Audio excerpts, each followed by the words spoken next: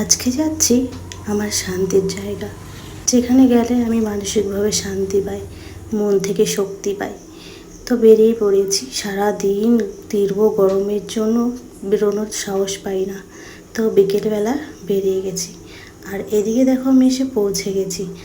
এত ঘেমে গেছি, মানে প্রচুর পরিমাণে গরম পড়েছে, আর লোকজনের ভিড়ে যেন আরও অস্থির গরম। এদিকে দেখো সন্ধ্যা আরতি হচ্ছে। আজকে এসেছি আমি বাবা লোকনাথের বাড়িতে। এখানে আসলে অদ্ভুত ধরনের শান্তি আমি পাই। এখান থেকেই বলতে পারো আমার শুরু, এখান থেকেই শেষ। এখানেই যেন আমি সব থেকে শান্তি পাই। ছোটোবেলা থেকে এই বাবা লোকনাথই আমার একমাত্র ভরসা। এখানে এসে আমি সব কিছু পেয়েছি। অনেক কিছু হারিয়েছি জীবনে, কিন্তু পেয়েছি বেশি।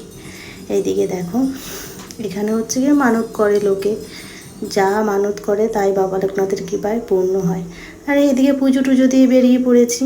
আর এদিকে দেখো আমি বাইরেটা তোমাদেরকে একটু দেখাই। এই যে বিশাল বড় গেট, আর চারিদিকে লোকজনে ভরা। তো এটুখানিই ছিল আজকের ভিডিও।